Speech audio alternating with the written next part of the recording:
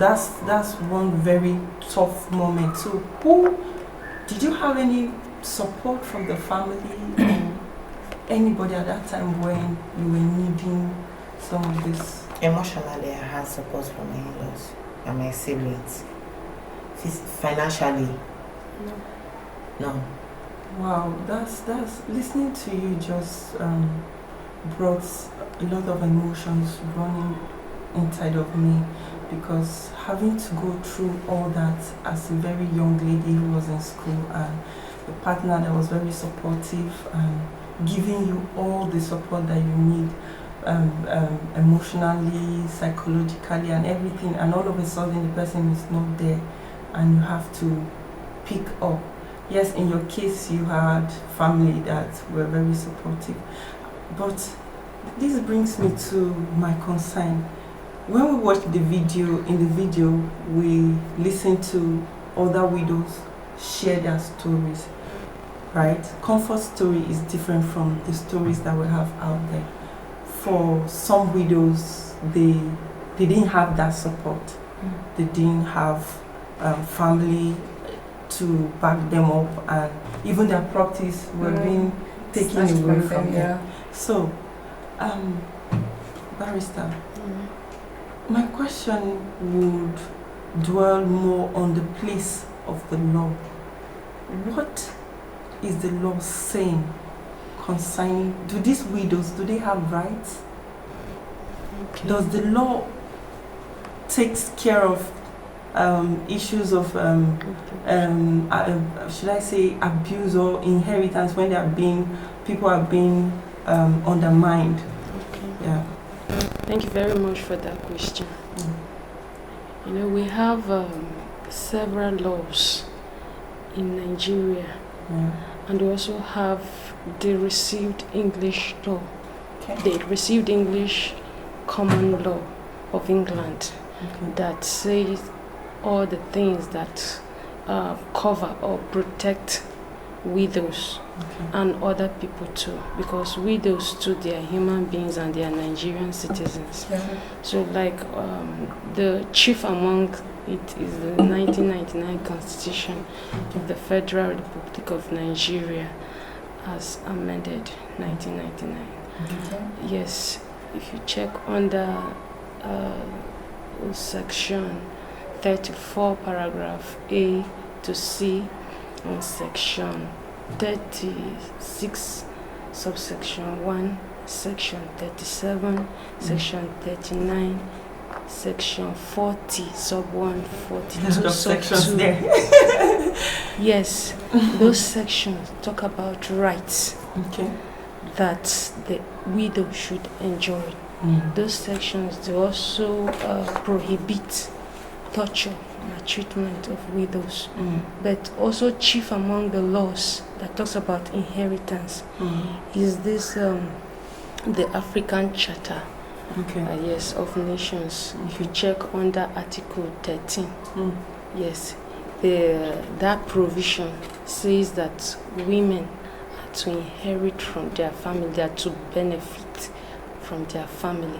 Like when a husband dies, the widow is qualified or has the legal right to benefit from the man's assets, be it financial in the bank account. She has all the rights. Yes, so the widow, they can inherit. And also if you check under the Wills Act, which they have domesticated it in all the 36 states of the Federation, including FCT. Yes, even Benue State, they have their own indigenous wills law.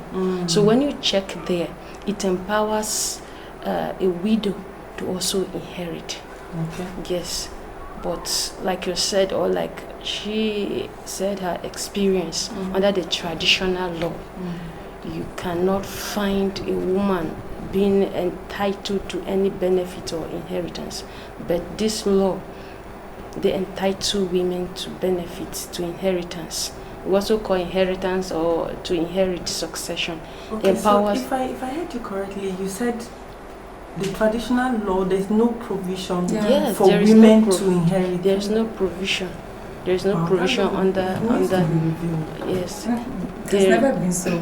So there is no provision under the traditional, because if let's take the case study of Benue State, for instance, if you check under the thief traditional law and custom, the people who are entitled to inherit are the sons. Daughters are excluded.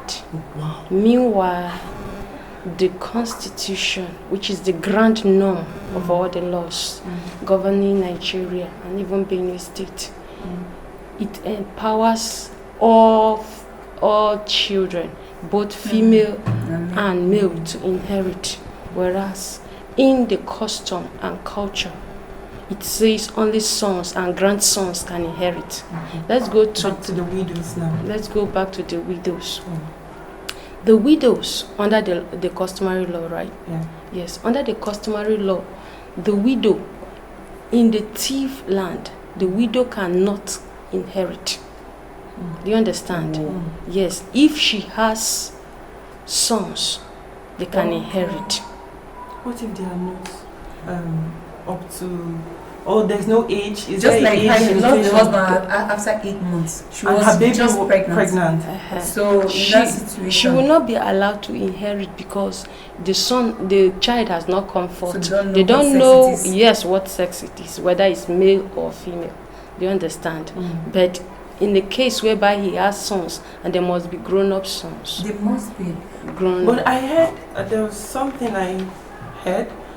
Or should I say, I read somewhere where the Tutsi recently, right? Recently, yes, he I think said I read that too. That they include the ladies too. That the daughters. A man, after the passing on of a man, the wife is entitled to every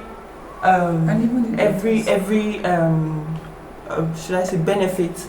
Yeah. And the husband's brother has no right to take anything. It belongs to just the woman and her children. Yes, I'm coming to that. Okay. You know, under the received common law of England, it provides that when a man dies, it provides the order of succession or inheritance. Okay. So any culture that is practicing or that is that's giving widows the entitlement to inherit, it means that culture has picked leaf from this law. It means they have taken from the statute, like the Wills Act and the Wills Law of Benue State. It means they picked from there to enable them to,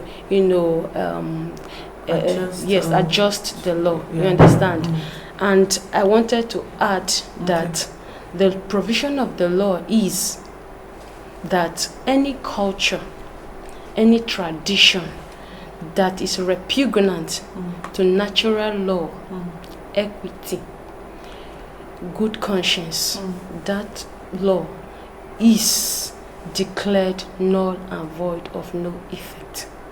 That is it. Any culture whatsoever. Wow. Yes. So, sorry. Okay. Mr. Cyprian, being a polymath and a social commentator, can you just help us break down this whole concept of inheritance and the societal stigma that these women actually face, widows face? Thank you very much. Particularly concerning as it concerns widows and their rights. So I would like us to look at this issue from the point of view of cause and effects. In the society, what are the causes, of the plight of this widow that we are talking about? Why, are they faced with these challenges? Why? Something must have led. Exactly. What are those things that led to that? And first of all, is the death. Yes, let's talk about the death. In the event of death, as seen in the society, in Africa generally, and particularly in Nigeria, the widows, and those left behind are filled with myriads of, challenges. You understand how to survive and all that, So the first problem is, economic insecurity is the first problem. In the course of introduction, you mentioned something, like that. When the woman, even while before the demise of her spouse, and also the children, if the woman is allowed to work, to engage in certain businesses, if she's empowered economically, and all these things might not even arise. And that is why we have, in the society today, we have two kinds of widows. Some are even stronger than the married ones. So those are super widows, and then there are widows I think Concord is one of them. Exactly. No, but before she became one, she went through her. Yes. Exactly. So some are actually privileged, and if you look at the life of some other people, that in abject, poverty. So economic insecurity is one of the reasons. Then we have some obnoxious cultural practices. Like this inheritance also. She talked about, the barrister was talking about the laws, the customary laws. That is the traditional laws. Are you getting it? So they are, in most cases, they are not in tandem with the English law. True. The English common law. So where you see changes are being made, it's as a result of domesticating or borrowing from that English law to correct those traditional law, customary laws. Maybe over the years, yes, they are not experiences those that are not in tandem with natural laws. Natural laws are inalienable laws. That God Almighty, or the Supreme Being, gives to us as human beings, right? And the law also recognizes that first, and that is why it's called natural law. So they exist normally, and then we have also in those cultural practices, like the aspect of inheritance, is a big challenge. You understand, because culturally, women are not permitted to inherit, the estate of the their deceased husband. So this poses a lot of challenge. So in a situation whereby the widow, is not empowered on her own, it becomes a problem when the man dies and then the family brothers come to dispossess her of all the estates. It becomes a problem. So she's thrown into a quagmire, social quagmire with her children, right? And then there is also, aspect of education. Education is a very factor. Is a factor. You understand? That is why, you cannot compare an educated woman and the one that is not educated. When you are educated, you be conversant with your rights as a widow. Some of these laws are there. I think that's why the ladies we spoke to on the street are actually in very bad exactly. But do widows have rights actually? Of course they do. You have rights. I just enumerated them. She enumerated some of them, but not the inheritance. No. Yes. They have rights to to inherit. Inheritance, like under the Constitution, exactly. Under the Wills Act, under the Charter, the African Charter on Human and People's Rights they have. Okay, maybe you should just mention some of the rights. Yes. I was about to talk about the VAP law, Violence Against Persons Law 2015. Yes, I wanted to mention that takes care of widows, and orphans, a lot, right? But talking about education, you have to be educated. You have to even know that you have like that. These rights. Yeah. You understand? So they can be tested. So in Benue State, the law was domesticated in 2019. The Violence Against Persons Law. Am I right? And also the gender-based, violence-based law. Exactly. So it was domesticated in 2015. So President Jonathan, in 2015 signed it into law. The act into law. It became a law. So right now, about 29 states out of the 36 states and FCT have domesticated the law. It is one thing to domesticate a law or to have laws. It's another thing, So sometimes the unwritten laws of the society, right? Those ones that are formed by societal construct, seem to somehow override the laws of the land. These are some of the factors, like I mentioned. There are so many other ones, but I'll leave it here for now as the conversation continues. Okay, thank you so much. That was very, very insightful. So I would like to talk about the education. You know, widowhood is one of the very, very stressful events, one of the very stressful life events we have, and it deals with the psychology and all of that of women. You were in school, you were pregnant, you understand, and then you give birth.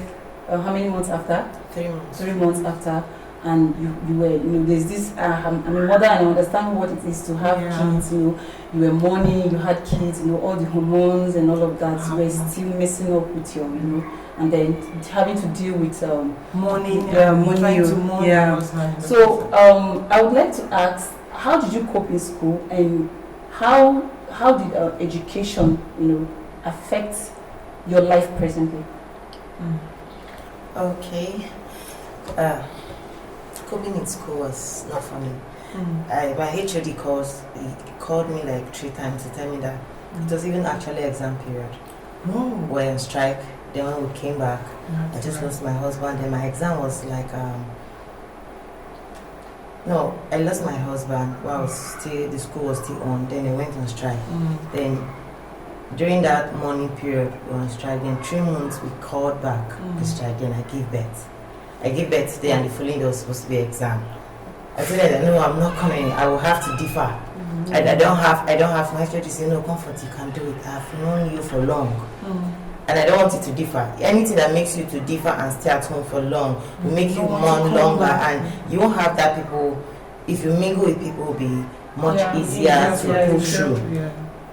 So the following day I went for my exams, and my course mates were there.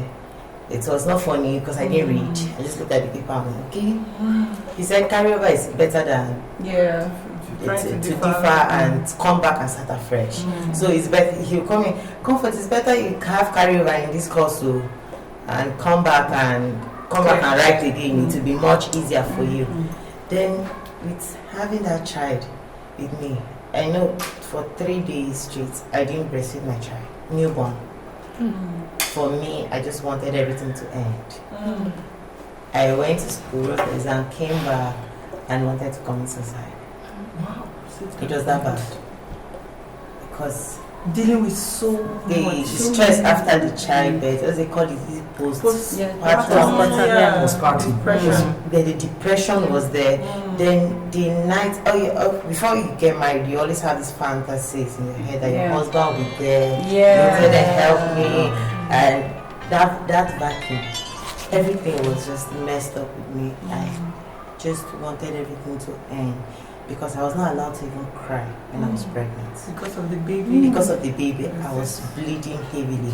So if I cried, the tendency of losing the child was high.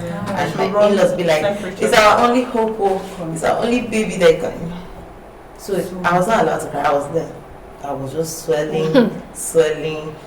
And then for me it was, okay, just give birth to this child, then you die. I was telling myself like that. I was consoling myself. Though my friends, my family, they were there. They were there to call, check up on me. But the truth is, me in my mind, it's not for born this baby and leave it to there and die. Okay. Then the educational part of it was, I was reading more. I have this cycle of WIDOWS that I was introduced to. So everybody will tell them their story, and you look at yourself and be like, it's like my own, no worse.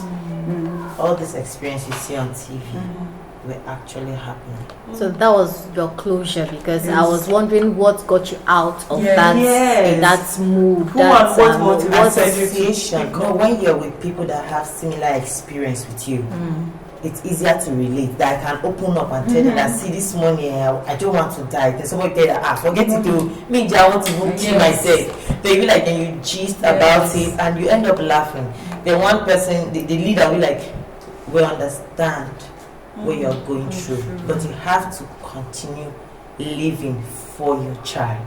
Okay, so you agree with me that education helped you to Yes. be more aware, and you were, because of that awareness inside of you. You met with women that had the same situation, reading about other people's story that are online, going online to do things that, okay, some people they do what makes you happy. So those stories now would make me, I was always dancing on my TikTok, always dancing, posting up on videos, seeing on Facebook, seeing people tell me, you're doing well, somebody will come inbox and tell you that, I know what you're going to. I've seen your situation. I've heard about you. But how are you keeping up? Please, my own is like this. Can you help me? I'm like, see me. It's funny, like you are now like some sort of motivating up for you. People call me, and somebody called me. That there's one lady that called me one morning, and on the phone she cried for 20 minutes on call that she doesn't know how I'm pulling through. She lost her husband. This is like 6 years. And she just read my story on Fame, and it's barely just few months. And she sees my video, and she's like, how am I doing it? She sees how you go about doing your job. That is really good. You know, when you are depressed or you're going through a lot, it's really good to socialize, talk to people. It's not good to like bottle up things. So going to speak on Fame, talk to people, have a club where you guys go to like air out. It was really helpful. But then has your school maybe a certificate? Have you used it, or has maybe the relationship you made while you were in school helped you while working the photography right now? Okay, my certificate, what I study is completely different from what I'm doing right now. I study BSc zoology. Okay. Then I'm doing photography. So when he passed, I was like, what will I do? I learned tailoring. He was a multitasking. She knows my husband. He was a multitask person. I've worked with him. He was a tailor. He was a shoemaker. Was a photographer. And he, once he touches hand or something, he must perfect it, or he won't leave it. So when I came in contact with him, he was like, okay. And I was so curious to know about the picture, know what makes him like, he's always doing something and he's always standing out. So I was always curious, he's like, come, I will teach you. So he taught me the photographers in school with him. I will leave lecture because I know and I like money. So because he was paying me for learning, I was learning with him on his job, and after every job he said, take your commission. I'm not giving you, he'll tell me straight, I'm not giving you school fees. You do the work. And when we are working with him, forget the fact that you're his girlfriend. You are his student. He will shout at you to do the right thing. So while I was, after everything, I was like, what will I do? Let me go tailoring. Because I already learned tailoring, but it was becoming, how fast can I make the money to feed this girl? Because the family doesn't have to give me. My family doesn't have to give me. And I'm empty. I don't have anything. Okay. So it's good to know that your husband was a supportive man. He was your support system, and you were able to learn fast, and you had this bond. You people were more like friends. I'm wondering how you are coping now emotionally, because building that friendship, always needing him. I heard you when you said when you were breastfeeding, you have this fantasy. We all have fantasies, right? You want that man figure to be beside you, supporting you, telling you that it's okay. Don't worry, let me help you with this. Good. So how do you cope? How are you coping emotionally? Because what do you know if I would now? When you have that thing, how do you manage it? I cry. Jeez. When I go back home from job, photography demands a lot. You work, you snap, you edit, you have to do and my own is child photography. So the extra energy is needed. When I go back home, it's lonely. Then the bed sometimes, and thank God for the stress. You fall off and you doze up, like the following morning you wake up like, okay, work is calling. But even in the midst of the work, there's still that lonely part. That lonely time, you'll be like, okay, see, I'm snapping this thing and it's not working. Where are you? Come and help me. I don't get it.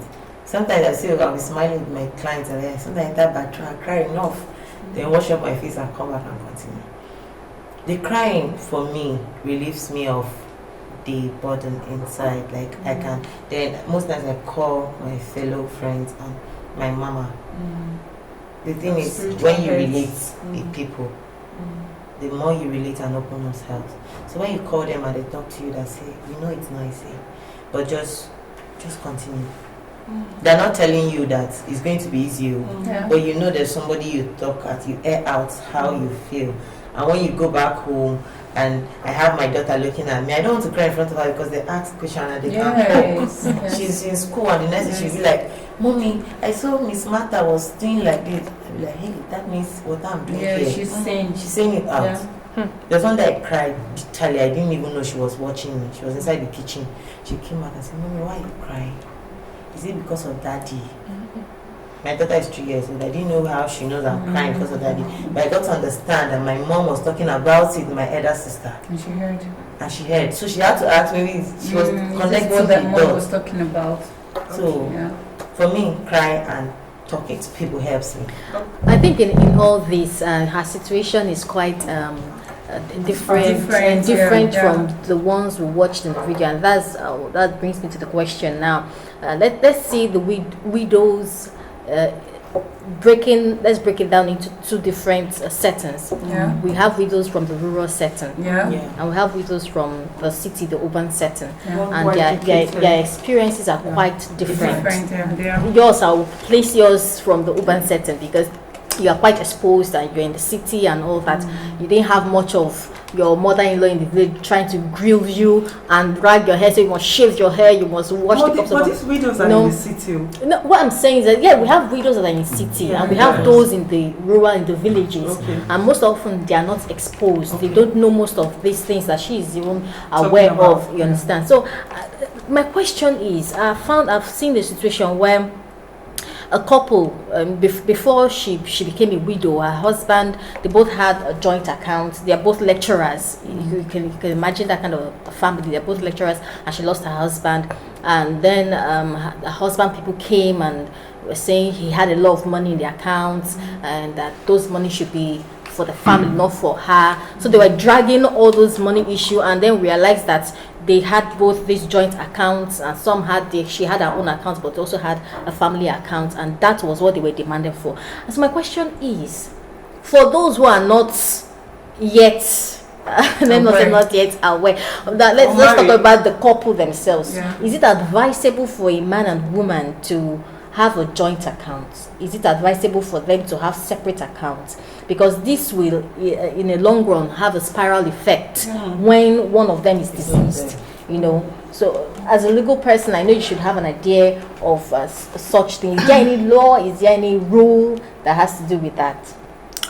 Thank you very much for this question.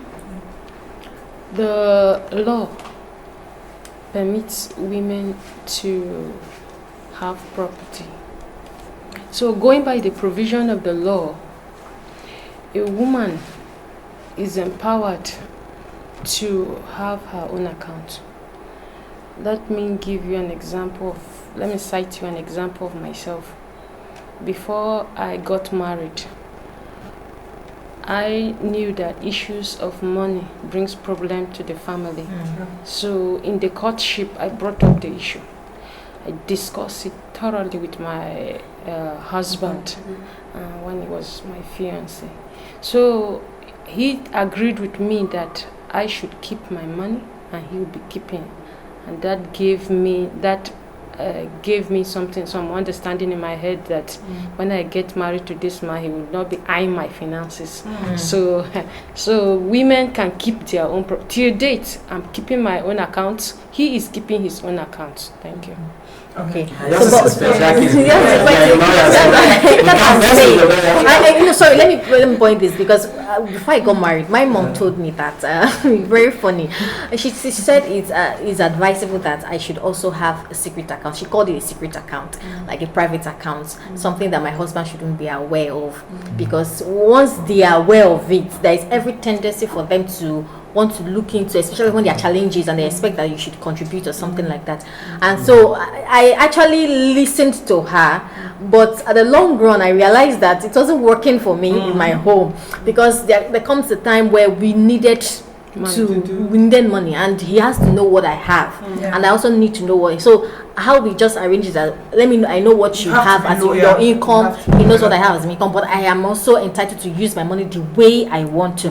But I'm saying that in a situation where one loses the spouse, and you both had a joint account. Okay. And so when you have a joint account, it means that you are Can I give a social point of view of the issue? You know, first of all, like I was going to talk about something that is related to the advice your mom gave to you. Secrecy, you know, as a couple, we must try as much as possible to not be secretive with anything. That transparency is very, very important. You understand? A lot of people, that the reason why you see widows in this quagmire, actually, you know, is because some they are deceased spouse did not even open up about how many accounts. Some of them after they died, they lost properties. Yes. They didn't even know where they were exactly. So they have. You know, you see men with accounts, you know, that nobody knows about, their spouse doesn't know about. So and then the bank is aware of next of kin, but they will never. No. It is not the responsibility of the banks to contact the next of kin. So they are not even aware that the person is deceased. Yes. And so if my spouse, if you know a deceased, you know, spouse is aware that he has account in bank XYZ, you know, the next of kin now approaches those banks to notify them in the first place of the death, or you know, of the person. You understand? Death of the spouse. You know, and they start from there. When you notify them, that is when the bank will now stop, you know, outflow of cash from such account. You understand, with evidence of what next of kin. Are you getting me? And so this is without prejudice to legal, you know, aspect of like last will and testaments. You know what the the person with the power of attorney or the deceased, what is in the will that he said who will get what, you know, among the family. And land is the percentage the bank takes, right? No, well, I don't know much about that, but all I know is that, you know, such accounts, when you notify the bank, when the widow or the next of kin notifies the bank of the death, you know, and then they will stop outflow because he may have already provided records of next of kin before while alive. Are you getting it? And so in the event that there is a will, the will supersedes what decides what happens to the money in such accounts. And so in the case where there is no will, right? Any other like in the customary whatever it is, you know, how as legal aspects of this. Being the next of kin is not automatic. Automatically that you have to. It is not automatic. You might not be in the will. You inherit. Yes. So the next of kin literally is, you know, a keeper. It's just somebody who does something on your behalf when you are there. Yes. So that is why in the event of maybe accident, you are still alive. Yes. You know, somebody will be contacted as your next of kin. Yes. So the person that will take care of you is the next of kin. You know, you are still alive. So in this case, now let me talk about the secrecy. In this case, you know, if you keep it secret and then the person, you keep your account secret and then you die, you know, and the CBN has, you know, a guideline, you know, standard, you know, rule for that. So if account is dormant, will be certified dormant if, you know, after 1 year, you understand, you know, 1 year after the last transaction, maybe deposit or the transaction, right? You know, 1 year after, the account will be certified dormant, and these are what they call unclaimed, you know, dividends and all that, and then goes to government. The central bank. You know, CBN always they talk about unclaimed. So there are thousands, you know, if not millions of accounts. She wants to say something. Like sorry, let's hear you. I want to talk about that joint account between husband and wife. Sometimes we don't plan for death, which definitely will occur. And it can be any families, either the man or the woman. If you notice families that come to drag property, they are from back home. Like this your uncles and aunties from the house at home, where they know that you have something with your wife like this. It is now for the spouse. as a husband or wife, let your family know if I die. Yes. Yes. Let my wife, even before pinning it down. When you stand and say things to these people that see, if I die today, let my wife inherit my things. Let my daughters, they will never comfort. Okay, even if they comfort your word, that you've made it clear to them, somebody will definitely from the family say, when this person was alive, says this person should not touch my things. Okay, so you agree with me that in our society today, people shy away from will? Yeah, they do. Of course, Yes, don't make wills. of course. They don't believe they want Because it's like the belief system, like As religious point of view, you know. God forbid, why should I make a will? I'm not dying anytime. no, And the woman cannot even demand that the man should make his or who is your next of kin. So I have, it is seen as a taboo, you understand, to even consider to talk about death. You know, day before yesterday, you know, around my street, and I was going up the hill, you know. I live around, you know, Court 5. You know. So when I was walking and I saw a woman, I was like, she's a neighbor, and I said, are you going down? And the person was like, God forbid, I will never go down. I refuse to go down in Jesus' name. You know, stuff like that. So we live in a society where people, you know, attack those, you know, superstition and then some certain religious beliefs, you know. A typical Pentecostal person does not believe that he can go down. They don't even want to hear that. That's why the religious aspect When they are even broke, so they will tell you, I'm rich. No, you never see that. See somebody on the cube, like I did the last. No. So you see that religion, you know, God can testify to that. She asked me a question and I had not answered the question. And I also have something that I'm yearning to say. She said that in a situation or circumstance where the couple had a joint account and one of the parties is dead, what happens?